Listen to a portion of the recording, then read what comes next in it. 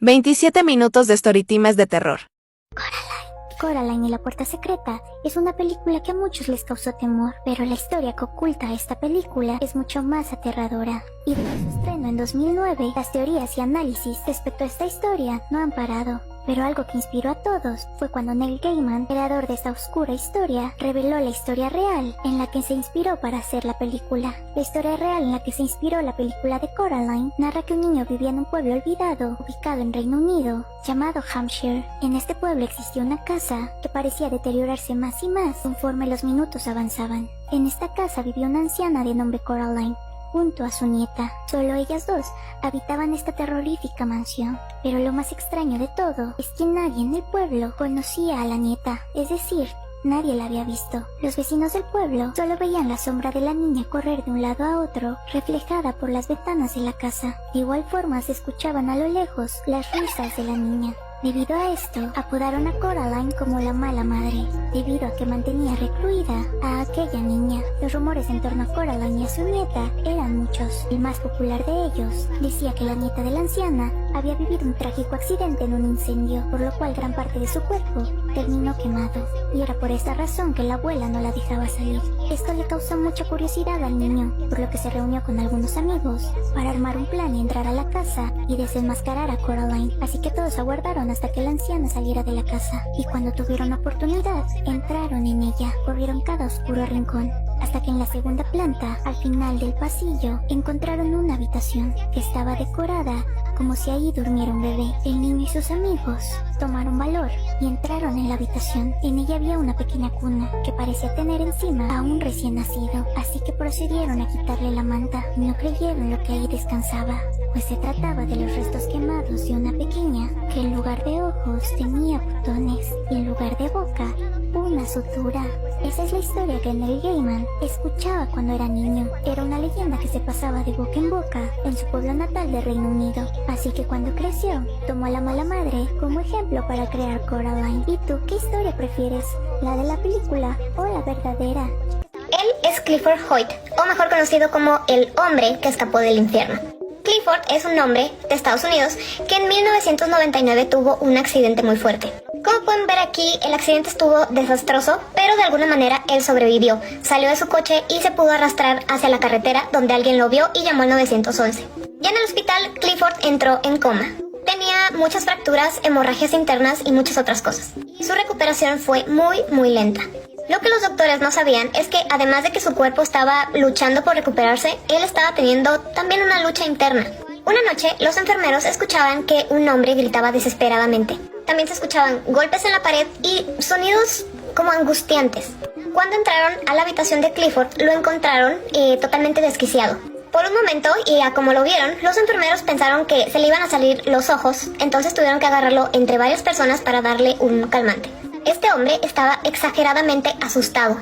Lloraba de una forma incontrolable y entre sus llantos, él estaba explicando de dónde venía, qué le había pasado. Él les dijo que todo este tiempo que él estuvo en coma, él estuvo en el infierno y que las torturas que había pasado ahí eran inimaginables. Dijo que en este lugar, en todos lados había brazos que lo perseguían, que todo olía a azufre y podrido y que todo estaba lleno de fuego y de lamentos. Existen unas fotos terribles sobre él en este estado que lamentablemente no les puedo poner aquí porque bajarían el video automáticamente. Lo pueden googlear o se las pongo en mi IG que se los voy a dejar por aquí. Ahora, a este punto, doctores, enfermeros, psicólogos lo estaban escuchando todo lo que decía y todos concordaron en que todo se escuchaba muy coherente y que era muy poco probable que todo lo que él estaba describiendo lo hubiera generado los medicamentos. Clifford después de unos días se recuperó y le dieron de alta en el hospital y a pesar de que varios doctores le recomendaron que tomara atención psicológica, él la rechazó. Semanas después, ya que Clifford regresó a su departamento, los vecinos empezaron a quejar de que tenía un comportamiento raro. Por ejemplo, de que tocaba música a altas horas de la noche súper fuerte. Y tras varias otras quejas, el dueño del edificio de departamentos se dirigió al departamento de Clifford para averiguar qué le estaba pasando. Él estuvo tocando su puerta por bastante tiempo y al escuchar ruidos adentro pero que nadie le abriera la puerta, se preocupó y decidió utilizar su llave maestra para entrar al departamento. El encargado pensaba que a lo mejor estaba escuchando música y que por eso no lo escuchaba, y cuando entró jamás esperó ver esto. Clifford estaba tirado en el piso, abrazando un bloque gigante de hielo, totalmente lúcido.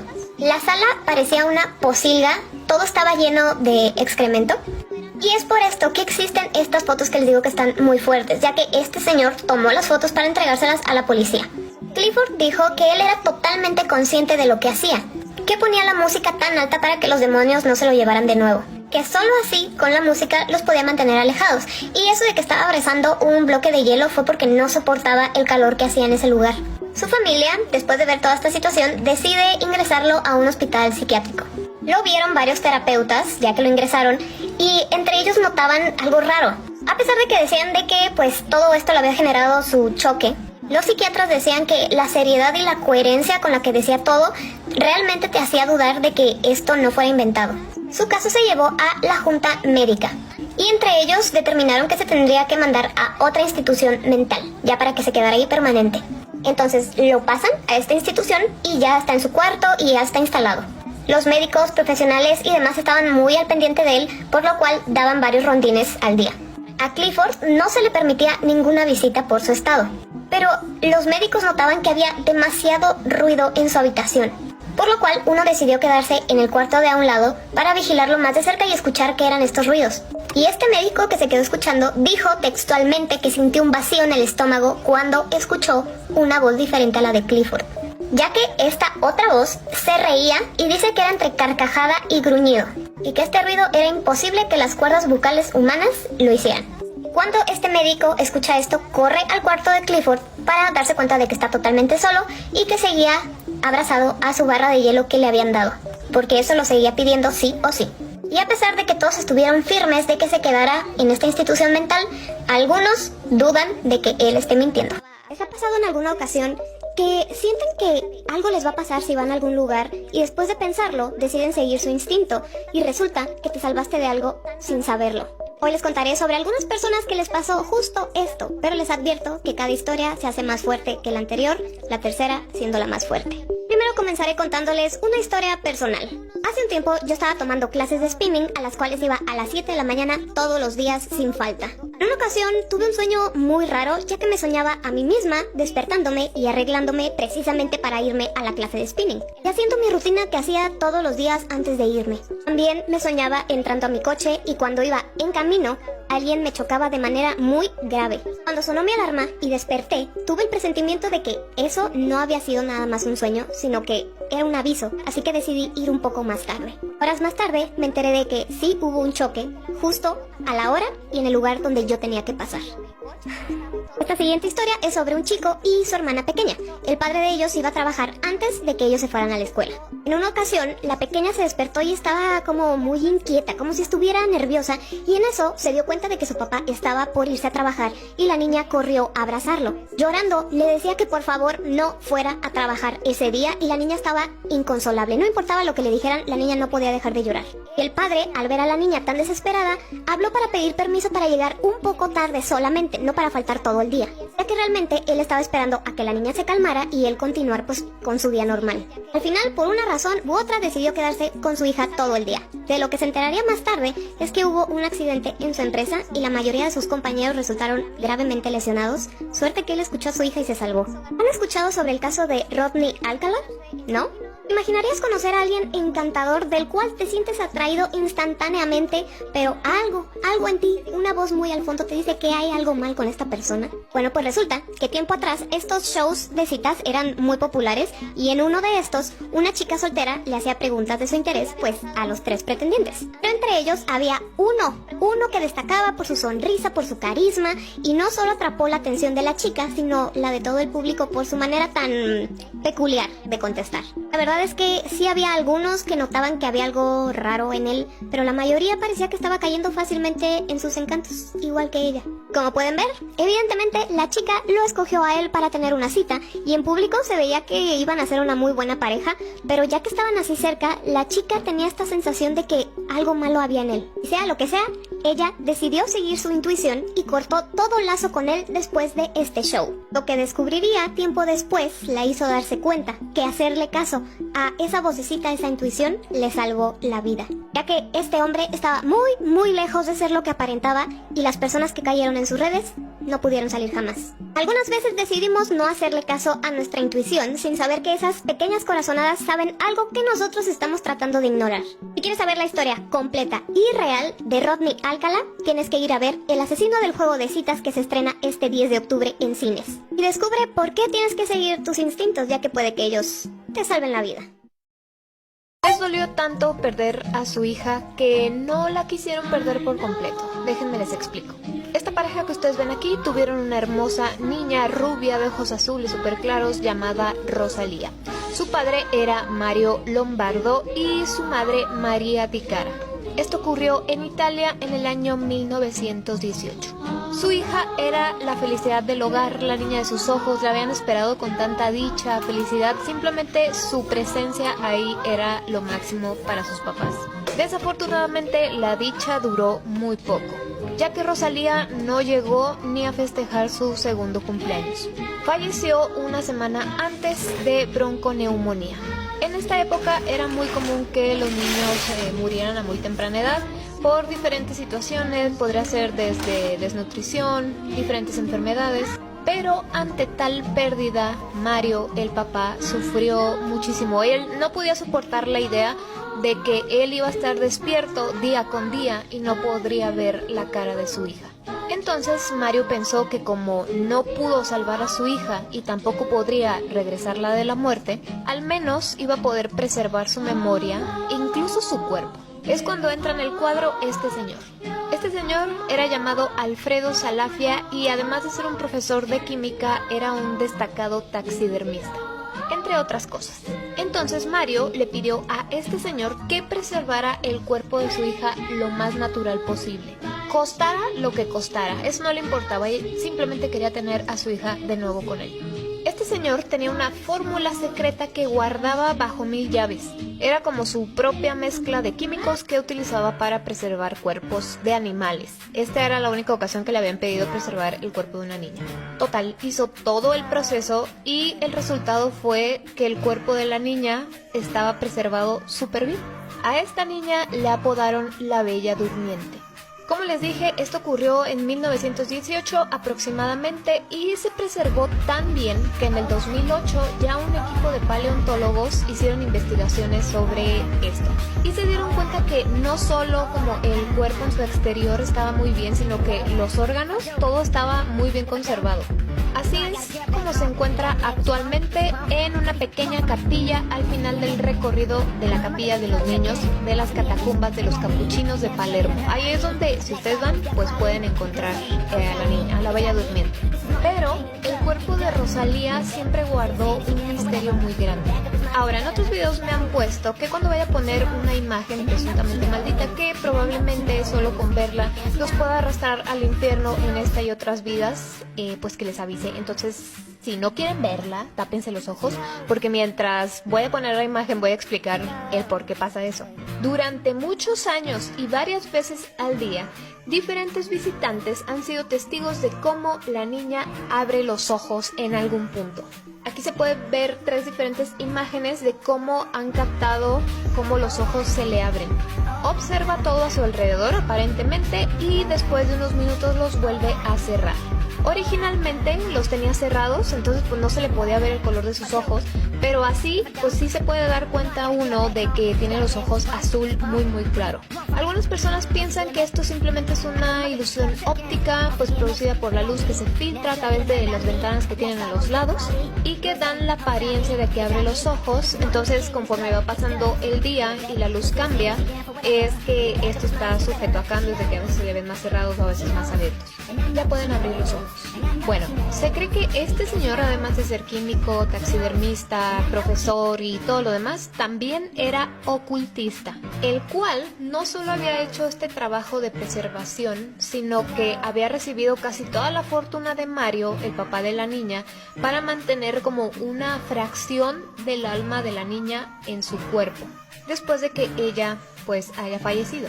Se cree que todo esto está ligado a una maldición y para aquellos que vean los ojos de Rosalía así abiertos, incluso a través de fotografías, pueden ser sus próximas víctimas.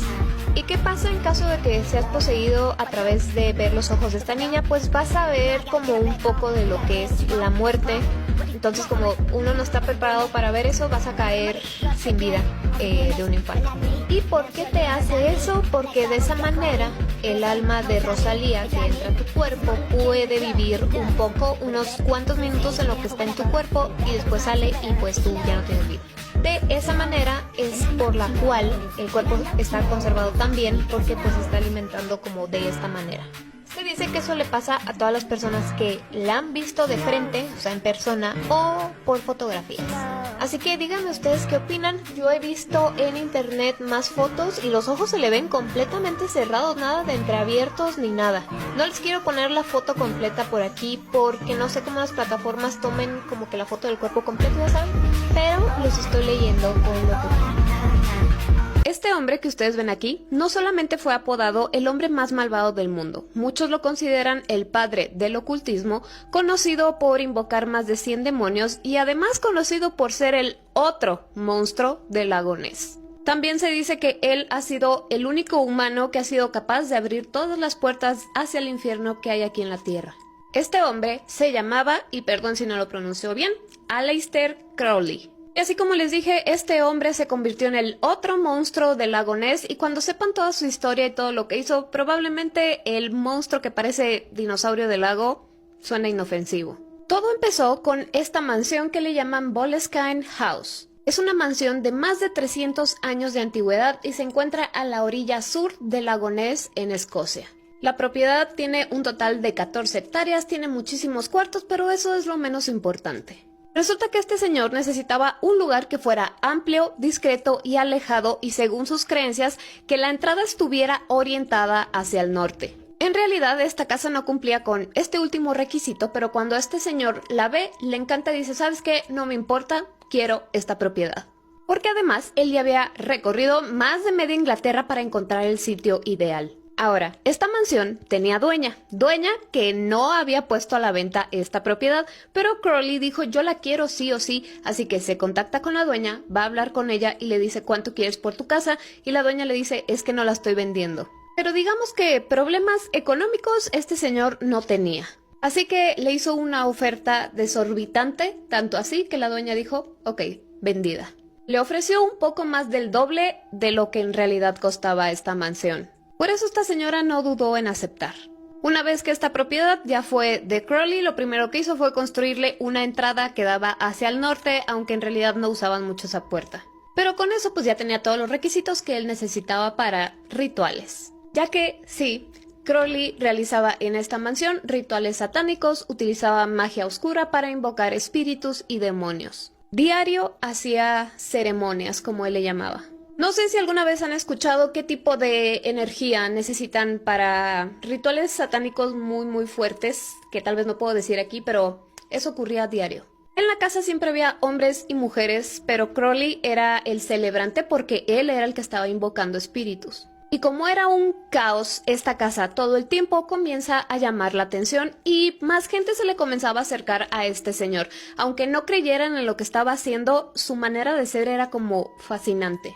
Un escritor inglés llamado William Somerset conoció a Crowley cuando él era propietario de esta mansión y él dijo que lo fascinó y lo aterró al mismo tiempo. Imagínense estar deslumbrado y espantado por la misma persona al mismo tiempo. Este escritor dijo, me desagradó al instante, pero me interesaba y me divertía. Hablaba mucho y muy bien. De joven, según me habían dicho, era muy guapo, pero cuando lo conocí ya no era tanto.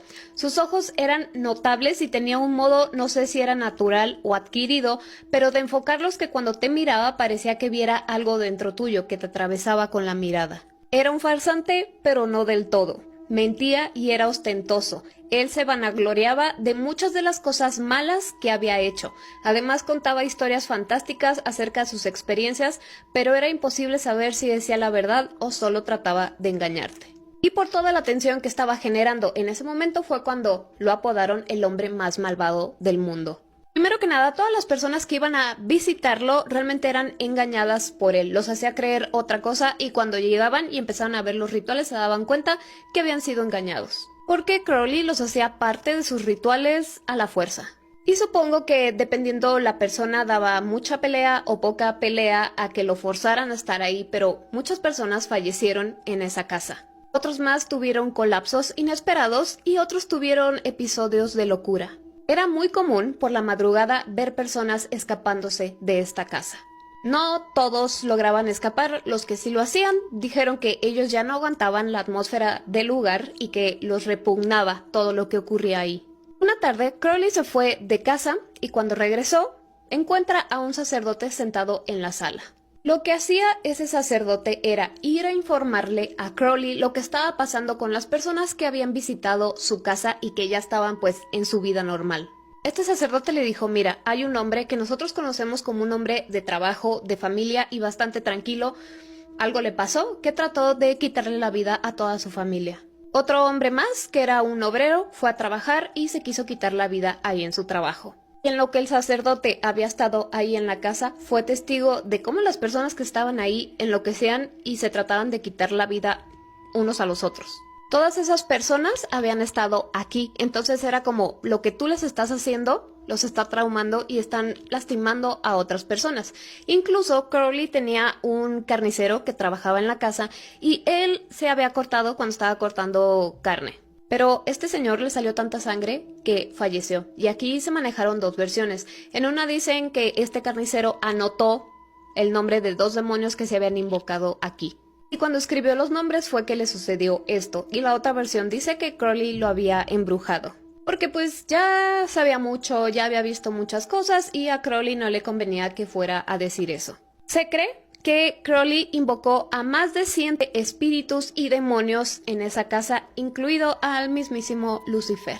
Pero las cosas no terminaron ahí. Este señor, pues, era una casa enorme, tenía que tener muchos empleados, y uno de sus empleados, que era de confianza, resulta que 2 de sus hijos fallecieron en circunstancias raras y trágicas. Ocurrieron tantos fallecimientos extraños, tantas personas que reportaron que después de haber conocido a este señor, pues tenían accidentes muy extraños, cómo estaba la atmósfera en la casa y demás, fue tanto que este mismo señor dijo, ¿saben qué? Todo lo que yo hice en esta casa ya se me está saliendo de las manos. Invoqué tanto que ya no lo puedo controlar. Se cree que todo lo que invocó y todo lo que hizo en esta casa, lo único que ocasionó fue que esta casa fuera otra entrada hacia el infierno que Aleister creó. Caso fue que este señor ya no pudo controlar nada y decidió vender su casa en el año 1913. Porque ya todo lo que ocurría alrededor era culpa de él, él ya no pudo soportar tanta presión y dijo, yo ya me voy de aquí. La vendió y lo que siguió pasando después de esos años de que ya la casa estaba vendida a otra persona, le siguieron echando la culpa a él. Es que había hecho demasiado con demasiadas personas. Pero ahí no termina la cosa. Esta mansión tuvo varios dueños. Entre uno de ellos fue un ex militar que los primeros días que estuvo viviendo aquí se quitó la vida en el dormitorio principal. Después pasó a manos de una pareja joven, la esposa era ciega y de buenas a primeras el esposo simplemente la abandonó a ella sola en la casa y la veían como por las ventanas caminando ella sola sin dirección, sin que nadie la asistiera ni nada, hasta que la encontraron sin vida. Así que de nuevo, esta casa se quedó vacía y en lo que arreglaban ciertos temas legales, la pusieron a la renta, no a la venta. Y aquí es donde llega un cineasta a rentarla porque era seguidor de Aleister y además le encantaba el ocultismo.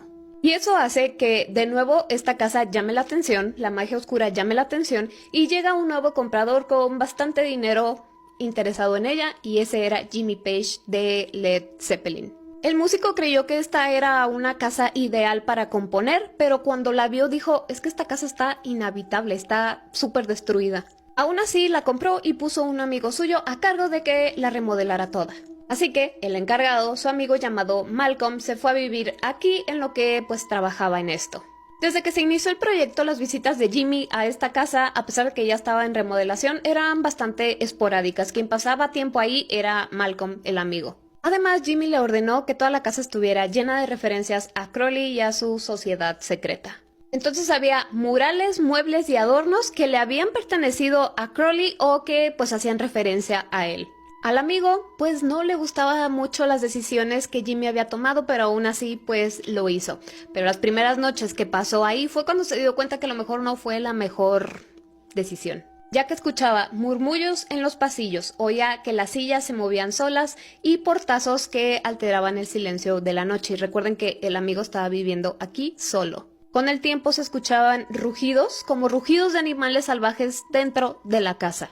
Muchas personas que conocían la historia de la casa dijeron que varias tragedias que le sucedió a la banda había sido gracias a que había adquirido esta casa. Y después de 2 décadas, Jimmy vende esta mansión. En 1992 fue comprada por otra familia que vivieron en paz en esta casa. Lo único que tenían que hacer era pues correr a periodistas y a curiosos que se acercaban a la casa para ver si algo ocurría. Pero esta casa sufrió 2 incendios inexplicables porque en ninguno de los dos supieron decir los bomberos qué fue lo que causó el incendio. Y después del segundo incendio, que fueron bastante destructores, pues la casa quedó así, en estado totalmente inhabitable y deplorable.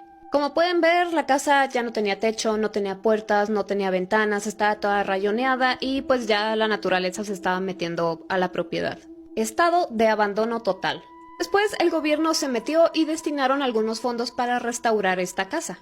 Pero antes de comenzar con la restauración, les dijeron a los seguidores y fanáticos pues, de Crowley, saben que vamos a restaurar la casa, así que por favor respétenla, porque muchos se acercaban a la propiedad a tratar de llevarse lo que sea, hasta un ladrillo, para tener un recuerdo o algo que significara algo de Crowley. O simplemente se quedaban en el lugar para ver si sucedía algo paranormal. Ya que entre las personas que hacen exploraciones urbanas y pues se animan a hacer estas cosas, si tú lograbas durar toda la noche en la casa, anotabas tu nombre así de que yo sobreviví a la oscuridad de esta casa, entonces todo estaba rayoneado. Entonces fue cuando comenzó la restauración. Vean, ya le pusieron este techo que ya está más colorido, entonces ya no tiene aquella aura como tenebrosa. De así, pues así. Y según lo que sé, la primera etapa de la restauración ya está completa y está abierta al público, así que si andan por allá pueden visitar esta casa. Yo creo que si a los trabajadores que hicieron la restauración algo les pasó, pues ya no dijeron nada porque están tratando de que pues dejen la casa en paz, no de que vayan como para ver si les sucede algo paranormal y se quieran llevar algún recuerdo. Así que bueno, ¿ustedes qué opinan respecto al hombre más malvado del mundo, Thor?